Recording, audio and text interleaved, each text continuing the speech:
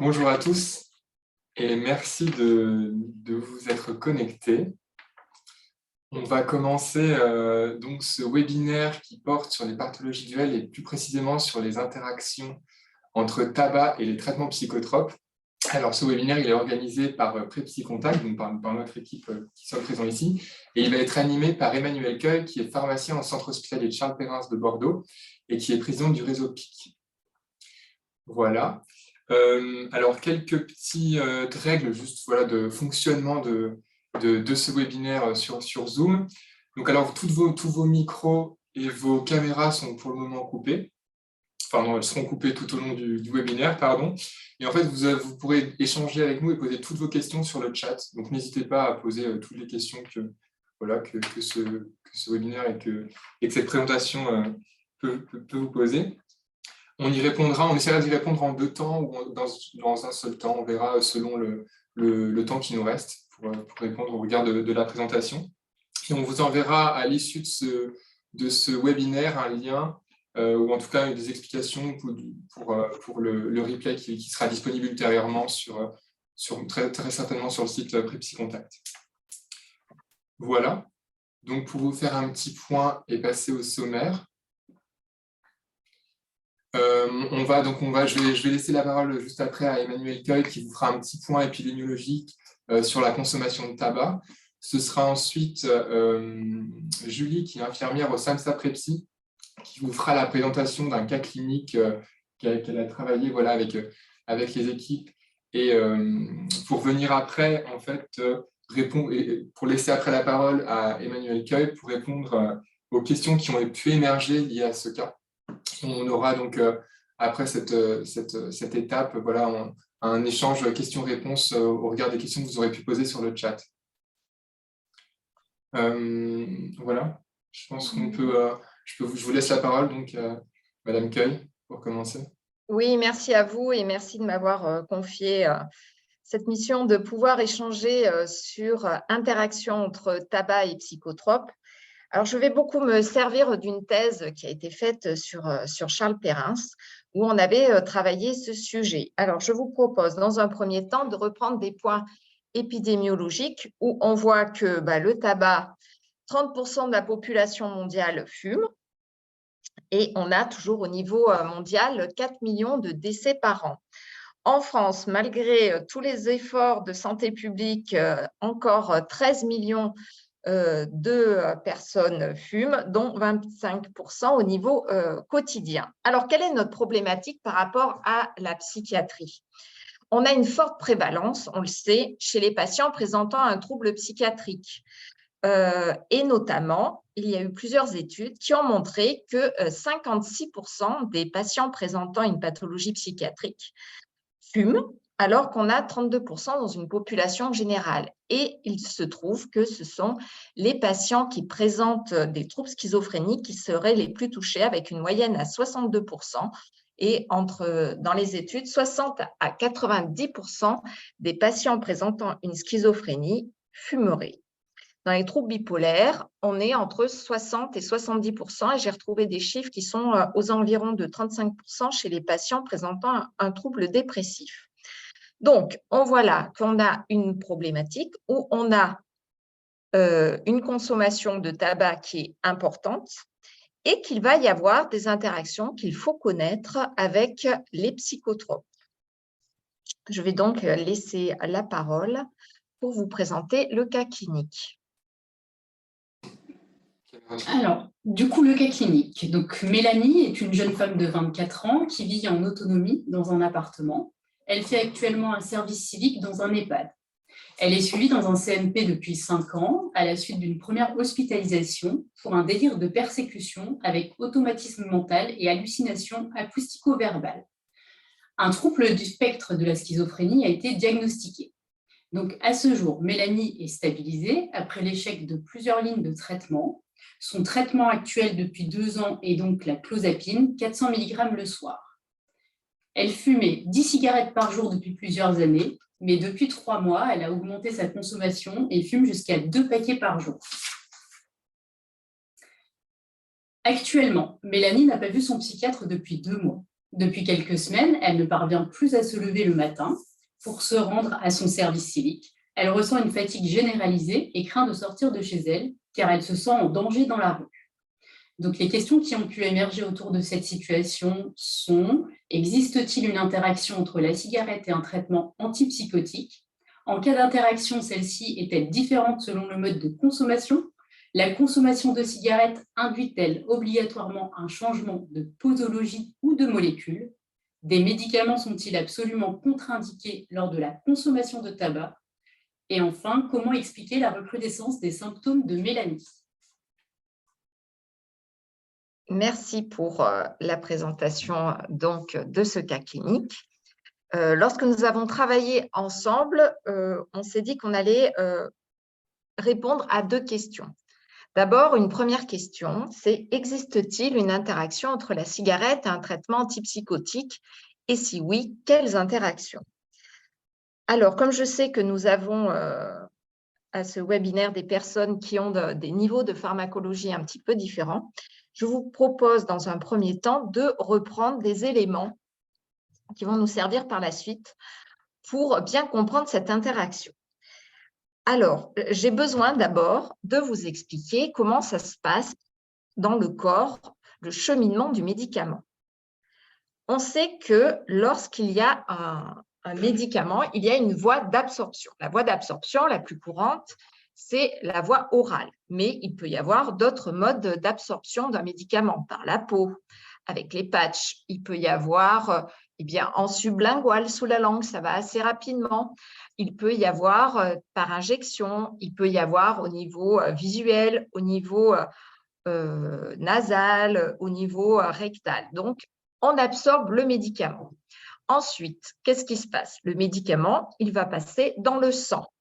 Le sang, il faut le voir où c'est un véhicule. Et le véhicule va l'amener jusque sur le récepteur où il va avoir une action. Donc, on a vu l'absorption, la distribution se fait, le véhicule, c'est le sang, mais la distribution, c'est vrai qu'il y a des médicaments qui sont plus lipophiles et vont plus aller se stocker dans des graisses. Et puis, il y a aussi des médicaments qui sont plus hydrophiles et qui restent plus dans tout ce qui est aqueux. Le cerveau, c'est une graisse. Ça, c'est cet élément. Donc, ils sont stockés dans les différents éléments, mais à un moment, emmenés par le sang, ils vont aller vers le récepteur. Ils ont cette action sur le récepteur, puis ils repartent dans la circulation sanguine et ils vont passer par le foie. Et au niveau du foie, il y a l'action du métabolisme.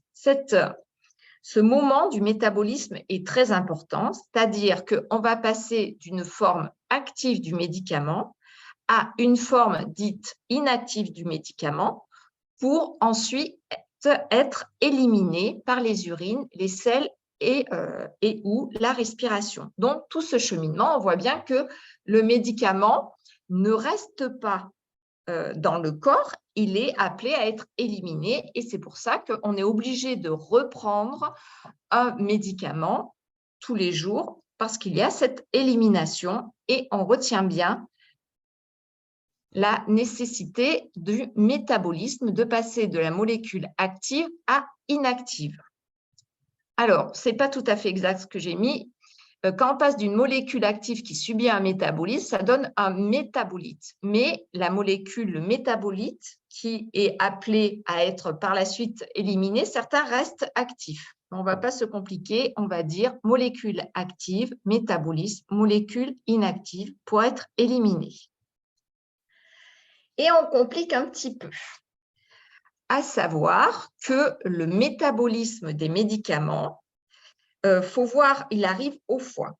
Dans le foie, il y a des petits ouvriers qui vont, dans un premier temps, en gros, couper cette grosse molécule qui est le médicament. Ils la coupent. Et ces petits ouvriers, ce sont des cytochromes. Et ces cytochromes, ce sont des enzymes. Et ces enzymes, elles sont produites par le foie.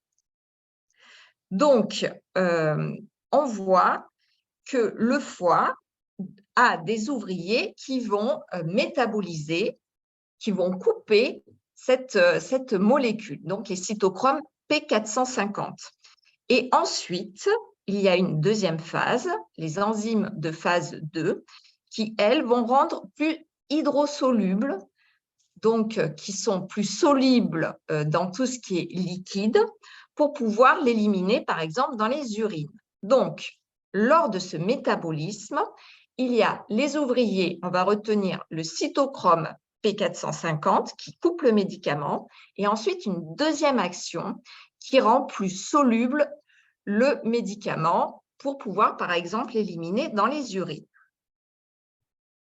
Et donc, une fois qu'on a compris le cheminement du médicament dans le corps et qu'on a compris le métabolisme, il est important de comprendre que pourquoi on prend un médicament tous les jours pour arriver à une zone thérapeutique. Si on ne prend pas assez de médicaments, si la concentration dans le sang n'est pas suffisante, on est dans une zone d'inefficacité. Si la concentration est la bonne, on est dans une zone thérapeutique.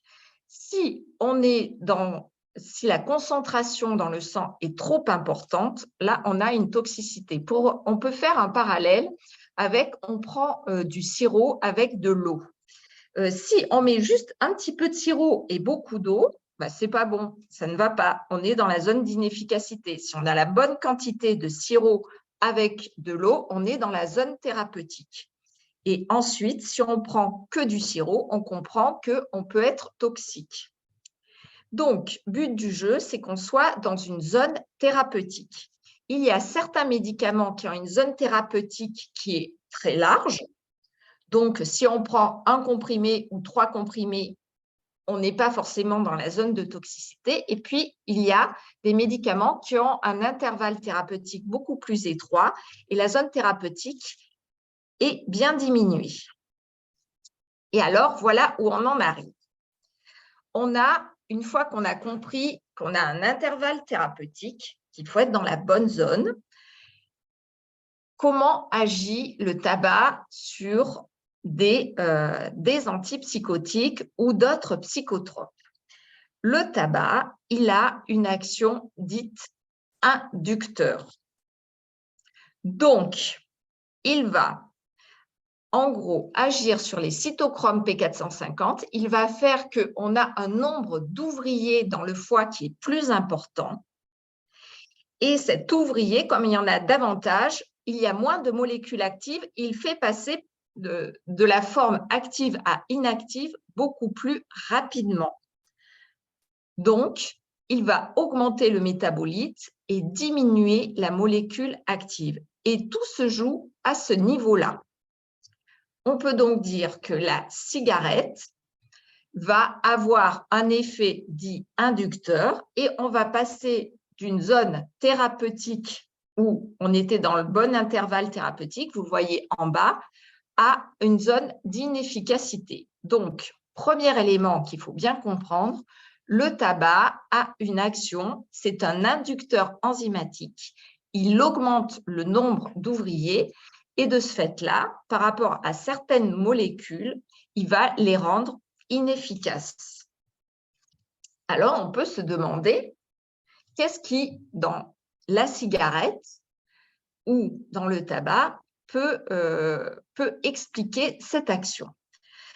Alors, on va voir 2 éléments. D'abord, la composition d'une cigarette. On sait qu'il y a de la nicotine. Donc, le tabac, c'est une plante. Il y a donc une quantité de nicotine qui peut être très différente d'une feuille à une autre. Dans une cigarette, il y a énormément, j'avais trouvé cette autopsie d'un meurtrier très intéressante où on voit qu'il y a beaucoup d'éléments qui sont ajoutés. Donc, non seulement il y a un mélange de tabac avec des quantités en nicotine qui sont différentes. Vous allez me dire, mais que fait l'arsenic là-dedans?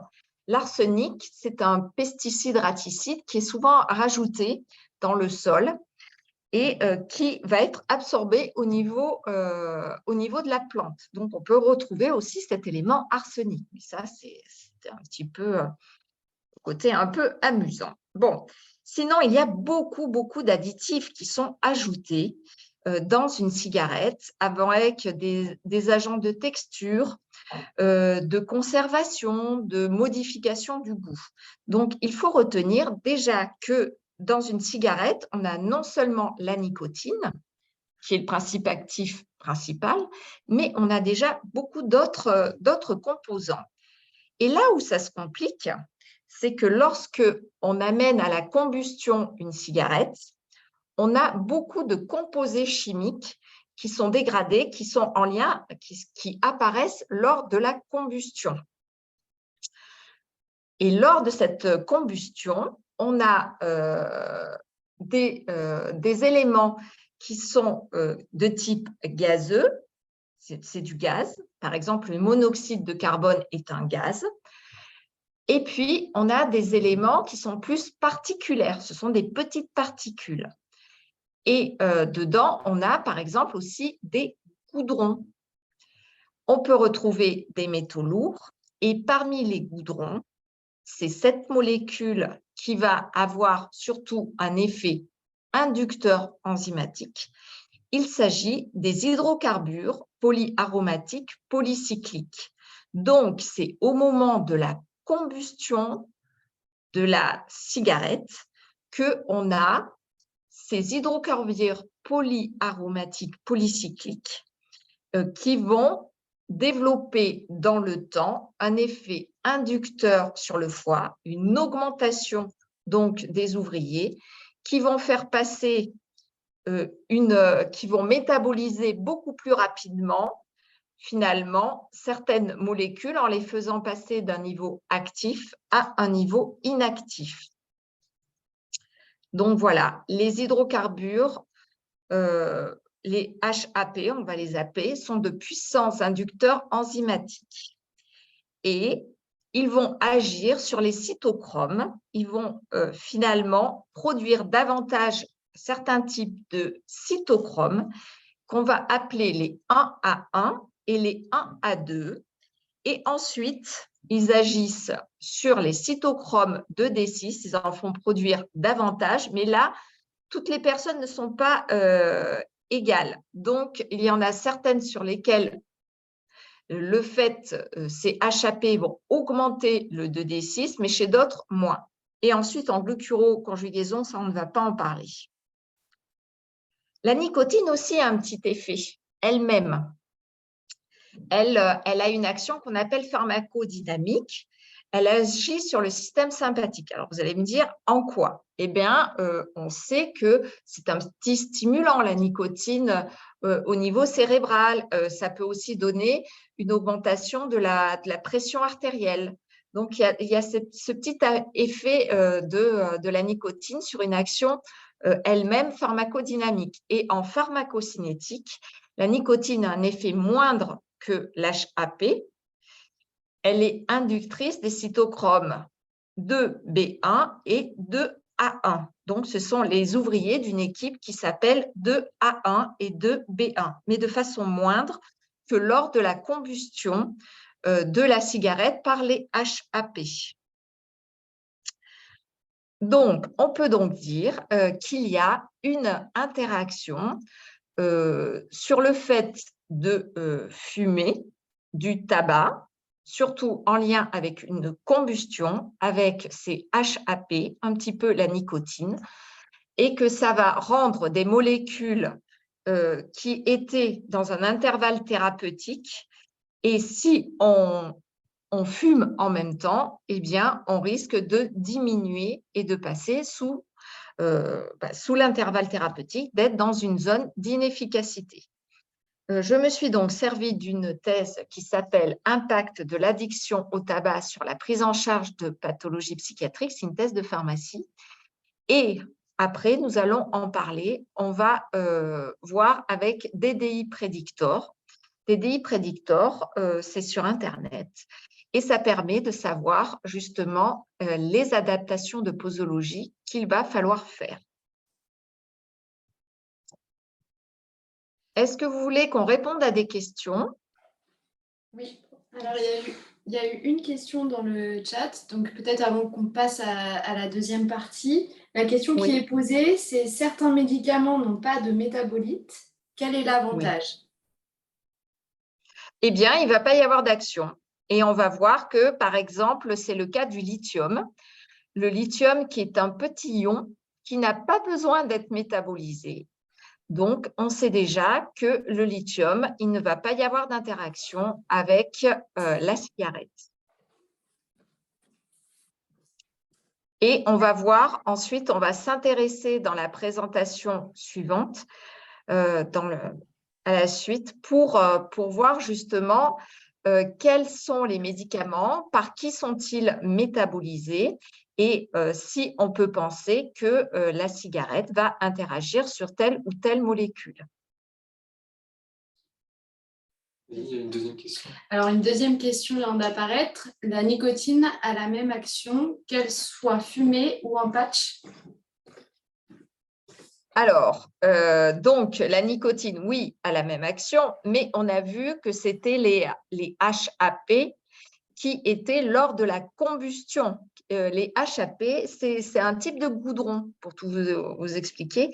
Et donc, si on n'est pas arrivé à cette combustion, on a un effet bien moindre. Donc, c'est le fait d'avoir cette combustion avec les HAP qui fait que ça diminue l'action des médicaments. Si on est sur un patch, on n'a pas cet effet combustion, donc l'induction sera bien moindre. Et on aura un effet quasi inexistant si on a les patchs. Très bien, merci beaucoup. On va prendre juste une dernière question et après on passera à la deuxième partie. Les cigarettes électroniques n'entraînent donc pas de changement métabolique? Alors, pour tout vous dire, je ne sais pas. Je ne sais pas parce que je me suis interrogée sur la question de la combustion. Je ne suis pas en mesure de vous dire si ces HAP sont dans la cigarette électronique. Je sais que ça fait partie des goudrons, mais je ne sais pas si on les retrouve dans la cigarette électronique. Très bien, merci beaucoup. Je vous laisse continuer pour la deuxième partie et puis on reviendra sur les questions en fin de présentation. Merci. Alors, voilà, on va passer du côté médicaments. Donc, on a compris que finalement, avec un médicament, on essaye d'être dans un intervalle thérapeutique, que pour cela, on a vu tout le cheminement et on sait par exemple que l'olanzapine, ça agit pendant la demi-vie, ça c'est une notion. La demi-vie, c'est le temps qu'il faut pour qu'on ait la moitié de la peau du médicament qui soit éliminé. Et nous, on s'en sert. On sait que l'olanzapine, qui a une demi-vie à peu près de 24 heures, on doit la prendre une fois par jour. Cette olanzapine, c'est le Zyprexa, elle fait partie des antipsychotiques. Les antipsychotiques, la plupart n'ont pas un intervalle thérapeutique très étroit, sauf la clozapine, qui a un intervalle où il faut faire attention, justement, on ne peut pas passer de 1 comprimé à 4 comprimés. Vous allez me dire pour les autres aussi, oui, mais de façon moindre. L'olanzapine, elle est métabolisée, on le sait, par le 1A2 et le 2D6. Rappelez-vous tout à l'heure, les HAP, ils augmentaient certains ouvriers, je vous ai dit. Et il se trouve que l'olanzapine, pour passer de la forme active à inactive, eh bien, on retrouve les 2 ouvriers qui étaient bien augmentés par la consommation de cigarettes.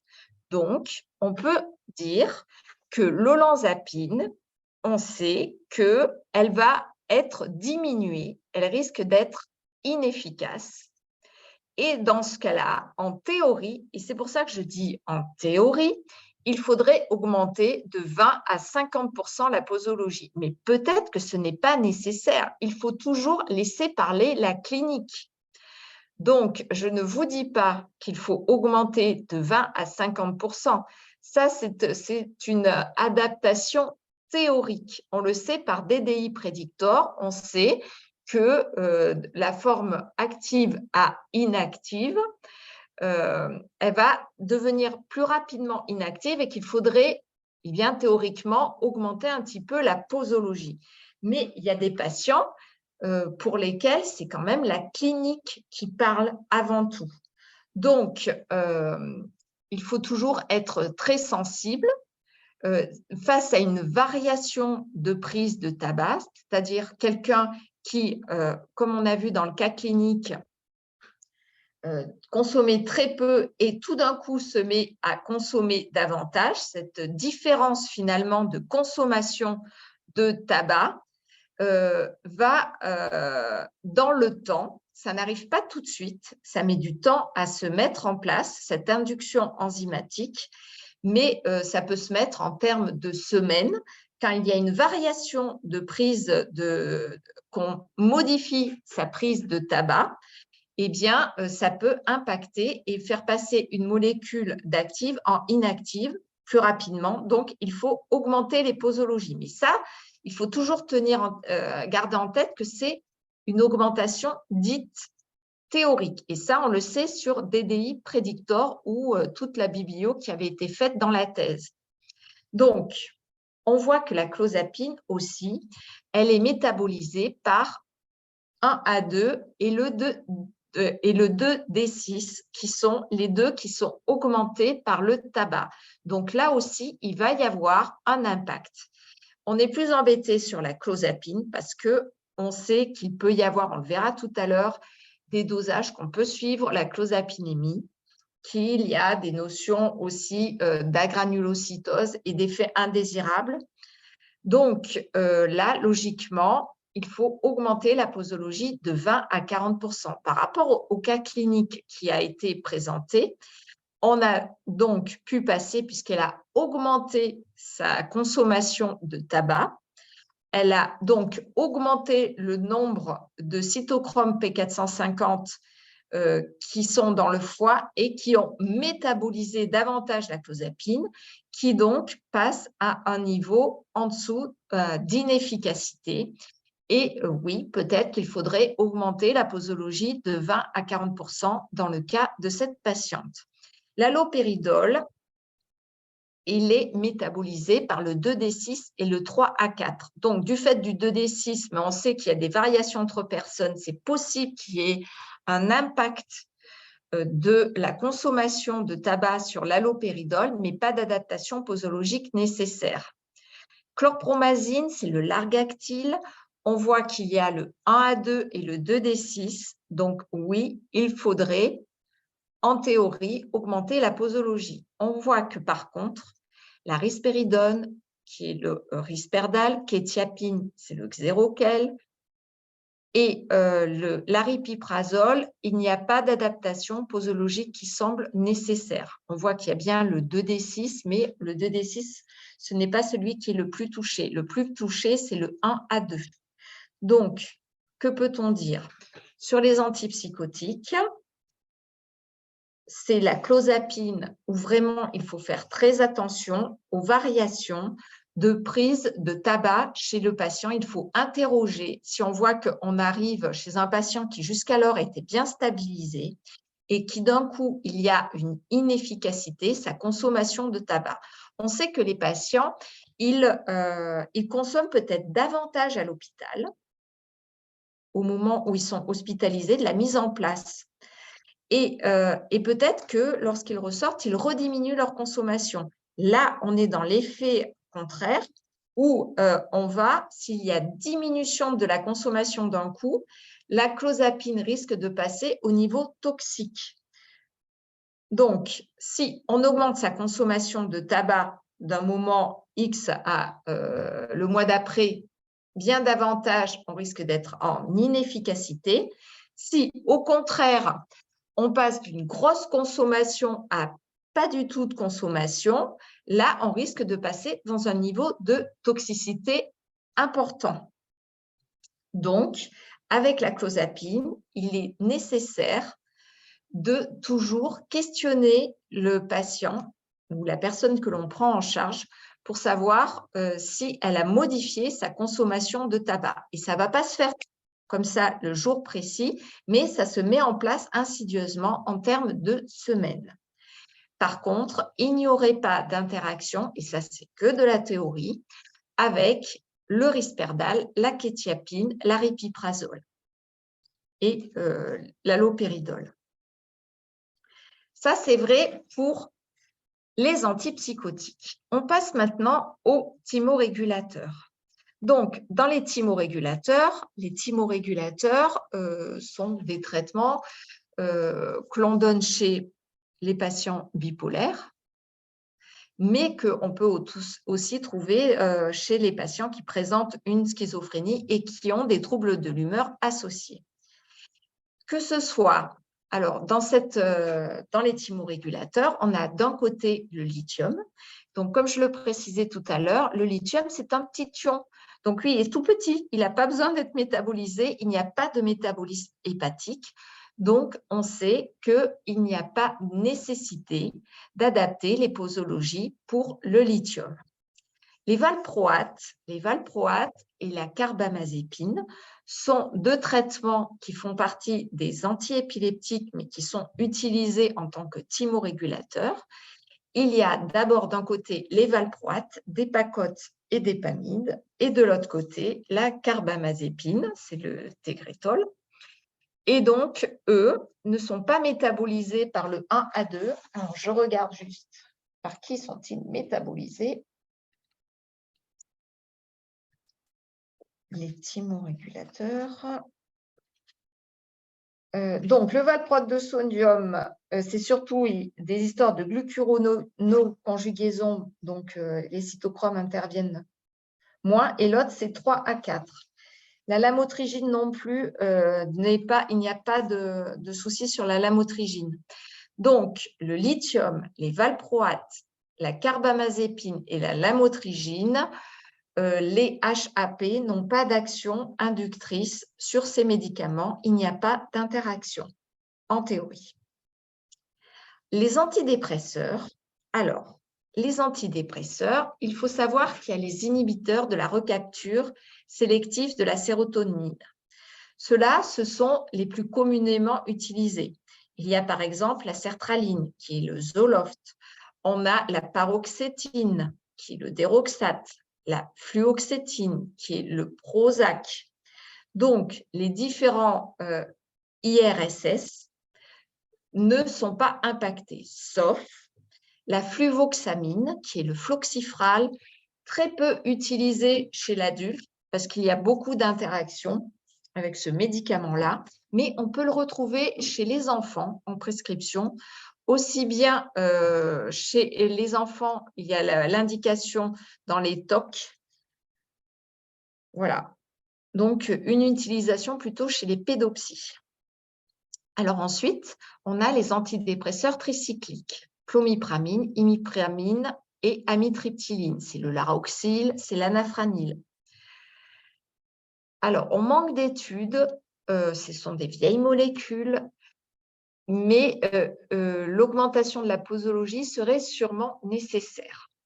Ensuite, les IRSNA, donc les inhibiteurs de la recapture de la sérotonine et de la noradrénaline. On a principalement dans cette classe 2 médicaments. Il s'agit de la venlafaxine, qui est l'Effexor, et de la duloxétine, qui est le Cymbalta. Et alors, les IRSNA, donc, on voit que la duloxétine Cymbalta, elle est métabolisée par les 2D6 et les 1A2. Donc, on se retrouve avec cette augmentation possible de l'action de ces deux cytochromes qui interagissent avec la duloxétine. De ce fait, il faudrait augmenter d'environ 23% selon DDI Predictor. Ensuite, les IMAO, très peu d'utilisation en France, c'est la moclamine, c'est le marsilite que l'on n'a presque plus en France. Là, il n'y a pas d'adaptation théorique des posologies chez le fumeur. Ensuite, c'est vrai qu'on peut se poser la question sur les autres. Mirtazapine, qui est le Norcept, et la myancérine, qui est l'atimile, il faudrait un petit peu augmenter les posologies. Mais ça, je vous le redis, c'est la clinique qui parle. Des fois, il ne faut pas forcément vouloir augmenter les posologies parce qu'on n'est pas forcément sur des intervalles thérapeutiques étroits.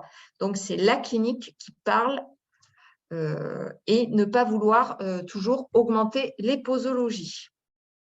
Et bien savoir, par contre, le message fort, savoir où la personne en est de sa consommation de tabac et s'il y a eu des modifications. Sur les anxiolytiques, ce sont parmi cette classe qui est un petit peu peau de chagrin maintenant, on a surtout des benzodiazépines. Il n'y a pas de nécessité d'adaptation posologique, sauf pour le bromazépam, qui est le Lexomil. Donc, avec le Lexomil. Je ne vais pas vous dire d'augmenter les consommations de Lexomil parce que nous sommes toujours à essayer de faire diminuer l'utilisation de ces médicaments qui, pour moi, sont des traitements dits ponctuels et il ne devrait pas y avoir une utilisation prolongée de ces médicaments. Si nous reprenons le cas clinique, est-ce que vous voulez qu'on fasse une pause? Est-ce qu'il y a des questions peut-être déjà sur les différentes classes avant de vraiment travailler sur la clozapine? Oui, on a quelques questions du chat. Donc, je vais vous citer la première.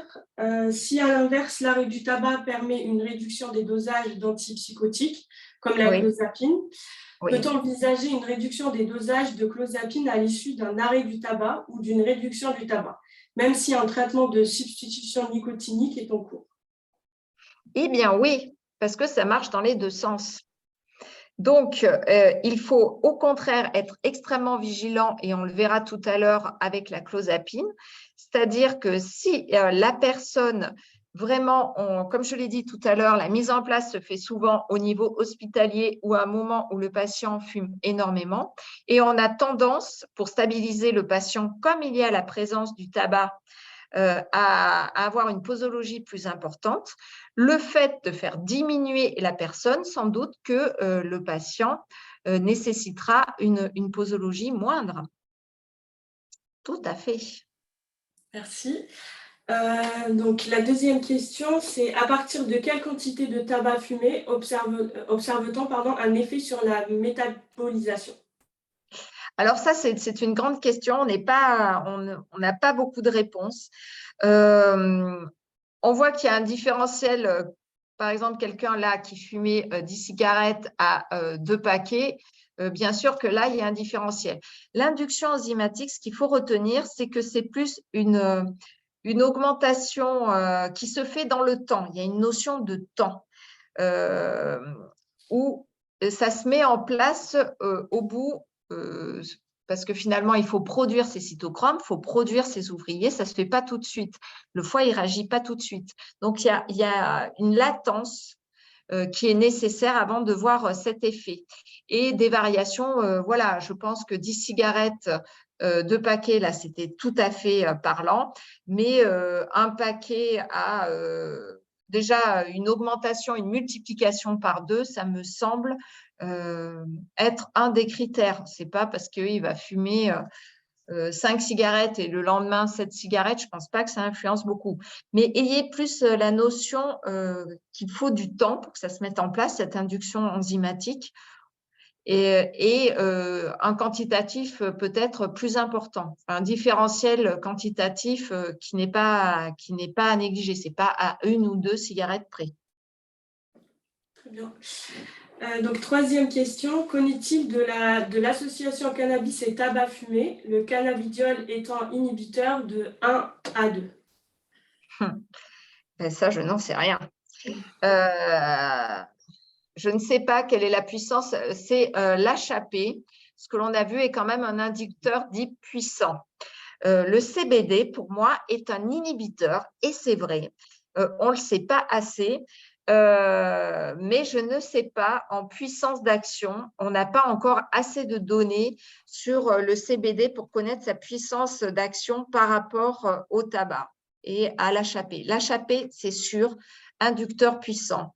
Le CBD, inhibiteur. Et ça, il faut le dire parce qu'il y a pas mal d'interactions. Il faut être très vigilant. Ça, c'est un message fort aussi sur le CBD. On sait qu'avec les antiépileptiques, notamment, il y a beaucoup d'interactions.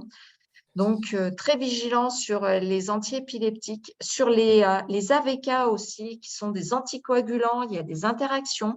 J'ai lu aussi sur la méthadone, où ça peut avoir une action inhibitrice. Donc, on voit que le CBD, on est au contraire, le fumé augmente la toxicité. Le tabac, ça diminue l'efficacité et le CBD, ça augmente. Mais je ne sais pas la puissance du CBD par rapport à cette HAP. Dernière question. La combustion du cannabis produit-elle aussi des HAP? Je ne sais pas. Je vais, si vous voulez, on pourra peut-être faire apporter des éléments, mais là, à ce jour, je ne suis pas en capacité de vous dire s'il y a des HAP dans la combustion du cannabis. Très bien. Peut-être qu'on vous laisse reprendre et on posera les dernières questions, parce qu'il y a eu pas mal d'autres questions. Si ça vous va? Oui, très bien. Alors, après, c'était de faire un point plus précis sur la clozapine. Donc, la clozapine, c'est le nom de molécule, c'est le Leponex. Le Leponex, c'est un traitement que l'on donne lorsqu'il y a une schizophrénie qui présente des éléments de résistance. Les éléments de résistance, c'est quoi? Eh bien, on a testé un premier antipsychotique pendant le temps suffisant à une posologie suffisante et la personne a encore des éléments psychotiques présents. On a essayé un deuxième médicament, on a eu pas une réponse ou par répondeur ou réponse partielle, on passe donc à la clozapine, le Leponex. Donc, le Leponex arrive quand il y a eu utilisation où la personne a présenté des éléments de résistance. Donc, c'est très important que ce médicament soit bien pris, que l'observance soit bonne et qu'on soit dans l'intervalle thérapeutique. Parce que derrière, il n'y a pas forcément une inefficacité à la clozapine, ça peut être extrêmement embêtant. Et il faut bien avoir connaissance au moment où on le met en place de la consommation de tabac et ensuite interroger à chaque fois le patient là-dessus. En plus, ce qu'il faut avoir comme élément, c'est que la plupart du temps, quand on fait des dosages médicamenteux, auparavant, on disait bah oui, c'est pour voir si le patient il prend son médicament ou pas. On s'est aperçu, surtout pour la clozapine, qu'il y a un intervalle thérapeutique qui est très précis, à savoir que le patient, on doit faire des dosages de clozapinémie pour savoir où il en est. L'intervalle thérapeutique est compris entre 350 et 600 nanogrammes par millilitre. Là, on le connaît, l'intervalle thérapeutique, pour que la molécule, on puisse dire elle est efficace chez la personne. Si on est en dessous, il y a des risques d'inefficacité. Et si on est au-dessus de 600, des risques de surdosage. Alors, tout pourrait être simple, mais ce n'est pas si simple. Et on sait que les posologies peuvent être très différentes d'une personne à l'autre. C'est-à-dire qu'une jeune femme, des fois, a 200 mg de Leponex ou de clozapine, eh bien, elle est déjà dans l'intervalle thérapeutique. Et une autre personne, eh bien, il lui faudra une posologie à 600, voire 700 mg de Leponex pour être dans l'intervalle thérapeutique. Donc, il faut aussi savoir que parmi les personnes, certains sont des métaboliseurs lents ils mettent beaucoup de temps, il y a peu de cytochrome, ils produisent peu de cytochrome, donc il leur faut des petites posologies. Et il y en a qui sont très rapides par eux-mêmes. Donc, le tabac, lui, a cet effet inducteur, mais il faut savoir qu'il y a vraiment des différences de métabolisme entre les personnes et que c'est pour ça qu'on a des posologies qui peuvent être extrêmement différentes entre une personne A et une personne B. Mais c'est pour ça qu'on fait des dosages médicamenteux pour la clozapine, parce qu'on a vraiment un intervalle thérapeutique entre 350 et 600. Donc, vous savez que la titration se fait petit à petit. On cherche quelle est la posologie efficace. On voit déjà au niveau clinique, ça se met en place petit à petit. Qu'est-ce qui se passe? Je vous rappelle que pour savoir si un médicament par clozapine est vraiment efficace, il faut des fois attendre jusqu'à 1 an. Donc, ça met du temps à se mettre en place, l'action. Et puis ensuite, il y a ces phénomènes de métaboliseurs lents ou rapides. Et si en plus, on rajoute le tabac par-dessus, les variations de tabac peuvent aussi influencer. Après, on sait que la clozapine, c'est une molécule qui n'est pas facile de manier parce qu'il peut y avoir des effets indésirables. Alors, celui qu'on connaît le plus, c'est le risque d'agranulocytose. C'est quoi? C'est des polynucléaires qui sont diminués. C'est surtout au début de la prise en charge. Ça veut dire que la personne n'a plus de défense immunitaire. Donc, on fait un dosage de la numération formule sanguine les 19 premières semaines et ensuite une fois par mois. Donc, il y a toujours ce risque. Mais ce risque est rare, mais grave. Et ensuite, on peut avoir des décès sous clozapine si on arrive avec des problèmes d'occlusion intestinale et de pneumonie. Il y a plus de décès sous clozapine en lien avec une occlusion intestinale ou une pneumonie, finalement, que des risques d'agranulocytose. Donc, des effets indésirables à type de sédation, c'est-à-dire que le patient est vraiment endormi, des occlusions intestinales et des pneumonies. Donc, il faut bien le garder en tête, ça. Et on a d'autant plus ces effets si on est en surdosage pour l'occlusion intestinale. Alors, nécessité de faire ces dosages de clozapinémie à l'état d'équilibre, c'est-à-dire au bout de 3 à 5 jours. On fait des dosages. Quand on monte une posologie, ce n'est pas tout de suite qu'il faut faire un dosage. Il faut attendre au moins 5 jours. Logiquement, c'est au bout de 2 semaines au niveau hospitalier qu'on commence à faire des dosages puisqu'on fait une titration petit à petit pour voir si on est dans la dose d'efficacité. Au-delà de 600 nanogrammes par millilitre, il y a un risque de toxicité élevé sans bénéfice thérapeutique supplémentaire démontré. Et le risque de toxicité est très augmenté au-dessus de 1000. Par exemple, l'occlusion intestinale, c'est souvent au-dessus de 1000 qu'on l'a. Alors, ensuite, ce qu'il faut comprendre, c'est que lorsqu'on fait un dosage, on dose la clozapine, et le dosage, c'est la clozapinémie, c'est-à-dire la concentration de clozapine qu'il y a dans le sang, mais aussi, souvent, on demande le dosage de son métabolite. Vous avez vu tout à l'heure, on passe d'une forme active à inactive. Et là, le métabolite, il s'appelle la desméthylclozapine. Et ce dosage, il doit être entre 100 et 600.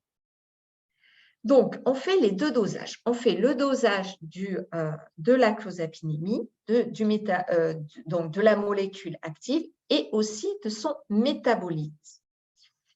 Et si on est encore plus pointu, on regarde le rapport entre clozapine et desméthylclozapine. Et on fait une division. Un rapport supérieur à 3, ça peut indiquer un risque de toxicité par saturation du métabolisme. C'est comme si le foie n'arrivait pas à métaboliser tout ce qui arrive en amont. Mais aussi parce qu'on peut avoir des interactions sur le 1 à 2. On avait vu que c'était celui qui faisait passer de métabolite actif en inactif ou des métaboliseurs lents. Donc là, il y a un blocage au niveau du foie, il n'y a pas assez de métabolisme. Et sinon, quand le rapport est inférieur à 0,5, Dans ce cas-là, on est dans le cadre de l'induction avec le cytochrome P1A2 où on voit qu'il y a un métabolisme extrêmement important. Donc, quand on fait ce dosage, d'abord, il faut le faire en résiduel. Qu'est-ce que ça veut dire faire en résiduel? C'est-à-dire que c'est juste avant la prise du médicament. Si par exemple, le patient il le prend tous les jours, alors la clozapine, ça peut être matin et soir, vous allez me dire, on va le faire juste avant la prise du matin, s'il y a 2 prises par jour. Sinon, il faudrait faire le dosage de la clozapinémie, s'il n'y a qu'une prise par jour, le soir, avant juste la prise du médicament. C'est mieux de les faire en résiduel. C'est ça, faire en résiduel. Et ensuite, on a non seulement, il faut demander la prise de la clozapinémie, la concentration dans le sang de clozapine, mais c'est intéressant d'avoir également le métabolite et ce rapport. C'est beaucoup plus indicatif.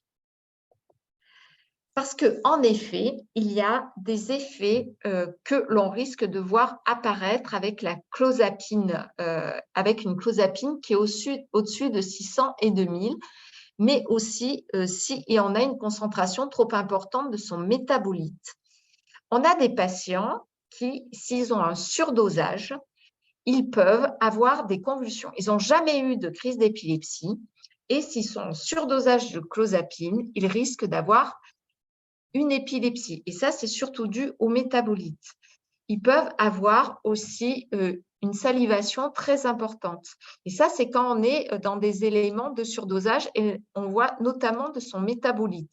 Mais tous les problèmes de sédation, de prise de poids ou d'hypotension orthostatique peuvent arriver avec une concentration trop importante de clozapine. Donc, vous voyez l'intérêt de non seulement doser la clozapine, mais aussi son métabolite qui peuvent expliquer la survenue d'effets indésirables.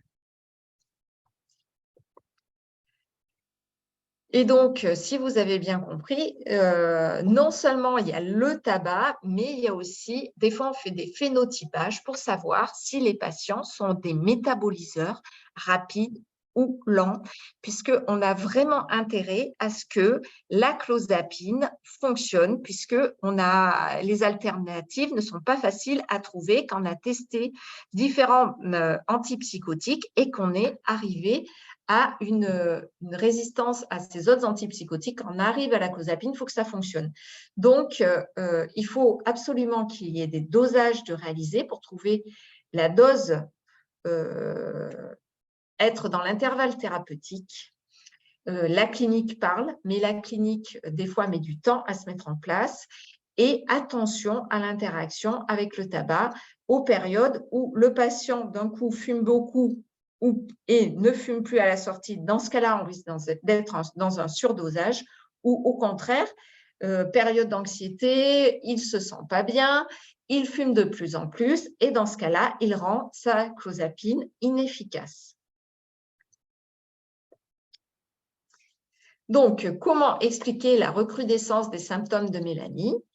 Je vous propose de repartir au cas clinique. On voit que donc, cette jeune femme devait être, elle avait été diagnostiquée schizophrénie, échec de plusieurs lignes de traitement, donc on était bien dans une résistance. Elle était à 400 mg le soir depuis 2 ans où elle était stabilisée. Ça devait dire qu'elle était dans l'intervalle thérapeutique. Au niveau de sa consommation, elle avait été très stable, 10 cigarettes par jour depuis plusieurs années. Depuis 3 mois, elle a augmenté sa consommation et fume jusqu'à 2 paquets. Donc là, il va y avoir l'effet inducteur des HAP. Il y a une notion de temps où ça se met en place. Ce n'est pas tout de suite que c'est survenu. Elle n'a pas vu son psychiatre depuis 2 mois. Elle ne parvient plus à se lever le matin pour se rendre à son service civique. Donc là, on peut penser qu'il y a une inefficacité. Alors, vous allez me dire, oui, mais c'est peut-être la sédation. Non, là, je pense que ce sont des éléments, des symptômes peut-être négatifs qui sont en train de se remettre en place, la clozapine avait peut-être agi sur ces éléments-là. Et de ce fait-là, il est important de voir si on arrive à faire rebaisser la consommation de la patiente, mais pendant peut-être un delta de temps, réaugmenter un petit peu la posologie de la clozapine, peut-être faire déjà un dosage, réévaluer la possibilité d'augmenter la clozapine et ensuite de revoir si on agit sur le tabac avec la patiente. Voilà, j'attends vos questions. Merci beaucoup. Merci beaucoup pour cette présentation. Effectivement, il y a eu des questions. Alors, il y en a qui sont intervenues sur un petit peu plus en amont. Donc, on va les poser quand même. Par exemple, il y a une question sur le Serestat. La question, c'est le Serestat n'a pas de métabolite. Pourquoi peut-on donner des doses importantes ?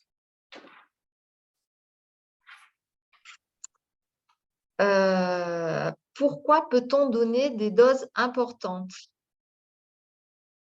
Alors, pourquoi on donne du Serestat chez les patients ?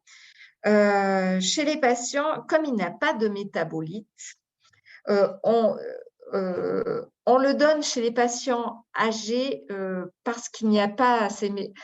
Quand il n'y a pas de métabolite, on sait que le fonctionnement du foie peut être altéré et qui va être éliminé de façon assez simple. OK ? Tandis que les autres benzodiazépines, elles risquent d'être bloquées et on risque d'avoir des surdosages. Donc, on utilise le Serestat, surtout chez les personnes qui ont une fonction hépatique altérée, à savoir chez des alcooliques qui ont une cirrhose et une insuffisance hépatique qui se met en place, et chez les personnes âgées. Mais après, il n'y a pas d'interaction, c'est-à-dire que il n'y a pas de cytochromes qui interviennent, qui sont en lien avec le tabac. Donc, le benzodiazépine, il n'y a pas de problème. Et le Serestat, faut savoir que les benzodiazépines, souvent, c'est une cascade entre eux. C'est-à-dire que telle molécule se transforme d'abord en telle molécule qui a un métabolite actif, qui va se transformer en telle molécule qui a un métabolite actif. Et il n'y a que très peu de benzodiazépines qui ne sont pas dans cette cascade, qui sont éliminées très facilement. Il y a le Serestat, il y a le Temesta et il y a l'alprazolam. Ils ont des demi-vies qui sont beaucoup plus courtes parce que ça prend beaucoup de temps de métaboliser de l'un à l'autre, à l'autre, à l'autre. C'est cette cascade qui existe au niveau des benzodiazépines où ils se métabolisent les uns par rapport aux autres. Voilà. Et il faut quand même faire, donc il y a des fortes posologies qui sont possibles avec le Serestat. On l'utilise surtout dans les sevrages alcooliques chez les personnes qui ont une fonction hépatique altérée. Ok, merci. Je ne sais pas si c'est assez clair. On a des questions qui arrivent à la suite, donc je vais vous les poser. On a une question. Peut-on penser que des neuroleptiques puissent induire une inefficacité des substituts nicotiniques, pardon. Alors ça, je ne me suis jamais posé la question. Est-ce que des antipsychotiques agiraient sur les substituts nicotiniques ?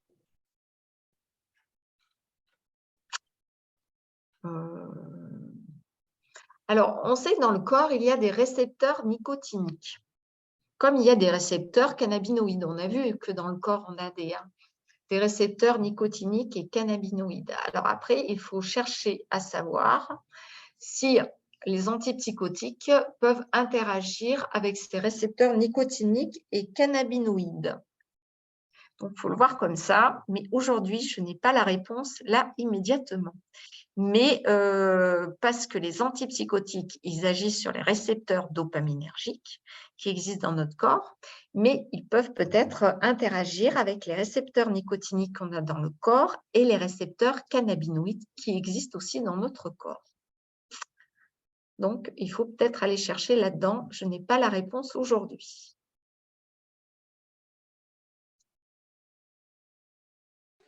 Ok, merci beaucoup. Et une toute autre question en fait sur les aliments. La question posée est: certains aliments ingérés régulièrement pourrait-il aussi avoir un impact sur la métabolisation et donc une adaptation posologique nécessaire? Alors, on sait que c'est quand même le jus de nécessaire. pamplemousse. C'est le jus de pamplemousse qui interagit au niveau de l'alimentation. Donc, jus de pamplemousse, ça c'est sûr. Dans l'alimentation, qu'est-ce qu'on a d'autre qui a un effet inducteur ou un inhibiteur enzymatique? Retenez surtout le jus de pamplemousse. Ok, On merci. me demande si le On café me demande aussi, si le café peut-être. aussi. Alors, le café. Alors, le café, il faut le savoir. Si, ça c'est très important par rapport à la clozapine. La caféine est un inhibiteur enzymatique. Donc, ça augmente l'effet de la clozapine. Donc, ça augmente la sédation.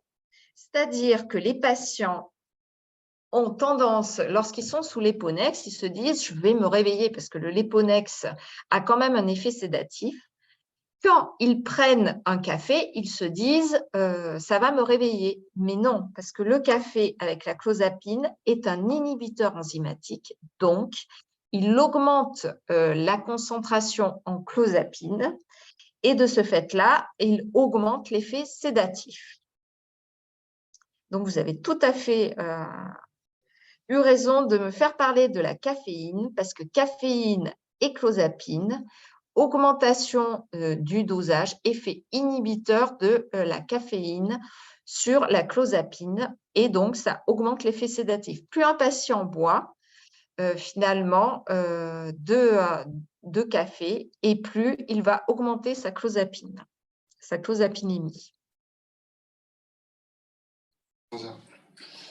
D'accord, merci beaucoup. On va prendre une dernière question pour clôturer. Quel conseil en cas d'arrêt de tabac brutal et prolongé, surveillance dosage à réaliser sous quel délai pour adaptation de la dose?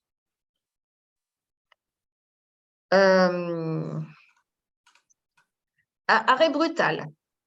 Arrêt brutal et prolongé. Arrêt brutal et prolongé. Je pense que déjà à une semaine, il faut regarder où on en est de la clozapinémie. Déjà à une semaine. Donc, je préconise un dosage une semaine après, qu'on peut reprendre peut-être à distance, faire un deuxième dosage une semaine ou 2 semaines après. Donc, à une semaine, un premier dosage pour voir où on en est de la clozapinémie. Et ensuite,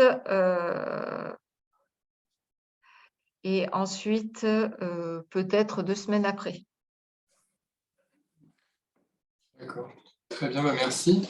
Merci beaucoup. Je pense qu'on va pouvoir s'arrêter. Je ne sais pas si vous vouliez conclure sur un point spécifique, Madame Cueil.